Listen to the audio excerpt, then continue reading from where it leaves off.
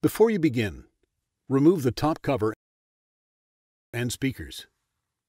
Warning: to avoid personal injury and damage to the product, use extreme care not to puncture, twist, or crack the battery. An internal puncture or rupture to the battery has the potential to cause a short, which may result in a thermal event. Removal: remove the 3.5mm P1 Phillips head screw that secures the battery to the base enclosure. Remove the battery. Replacement: place the battery onto its alignment pins on the base enclosure.